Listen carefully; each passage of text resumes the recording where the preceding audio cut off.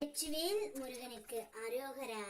என் அன்பு குழந்தையே, உன்னுடைய துணை ஒருவரிடம் இன்று உன்னை பற்றி பேசினார். அவர் என்ன பேசினார் என்பதை உனக்கு நான் கூறுகின்றேன், இதை கேள் பிள்ளையே. சந்தர்ப்பமும் சூழ்நிலையும் தான் நல்லவர்களை கெட்டவர்களாக்கி, கெட்டவர்களை உத்தமர்களாக்கி வைத்து விடும். ஆனால் உண்மை ஒரு நாள் உலகு அறிந்து வெளி வந்து தீரும் பிள்ளையே. நீயும் உன்னுடைய துணையும் அப்படித்தான் சற்று மன கசப்போடு பிரிந்து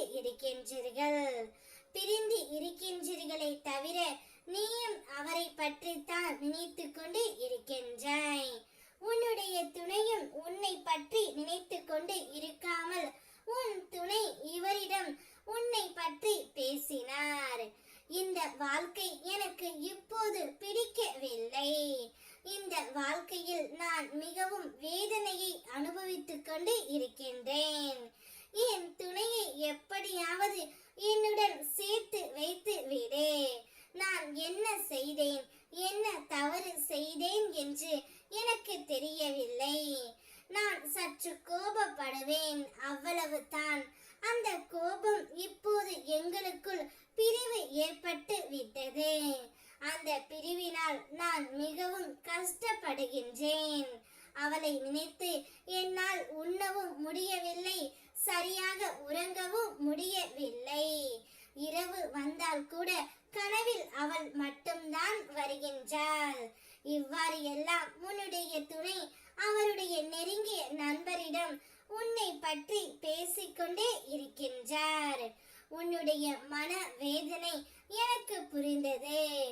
அவருடைய வேதனை உனக்கு புரிய வேண்டும் என்பதற்காகவே நான் இதை உன்னிடம் கூற வந்தேன் தங்கமே.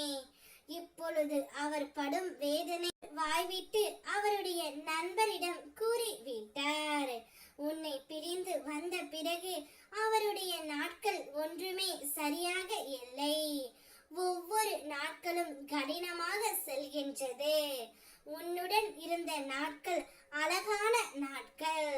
அந்த நாட்களை எண்ணி எண்ணி மனம் வருந்திக் கொண்டு இருக்கின்றார். இவ்வாறை பார்க்க எனக்கே கஷ்டமாக இருக்கின்றது தங்கமே. இப்பொழுது நீதான் உடனடியாக சென்று அவரை சரி செய்ய வேண்டும். அவருடைய எண்ணங்கள் என்ன என்பதை நான் உன்னிடம் கூறிவிட்டேன்.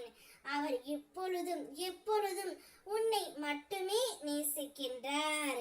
நீ மட்டுமே அவருக்கு பொருத்தமான ஜோடி. உன்னை விட்டு அவர் இனி எங்கும் செல்ல மாட்டார்.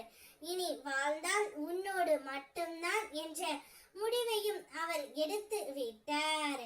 நீங்கள் இருவரும் இனி சந்தோஷமாக வாழப் போகின்றீர்கள். வேல்வேல் வெற்றிவேல் முருகனுக்கு அரோகரா.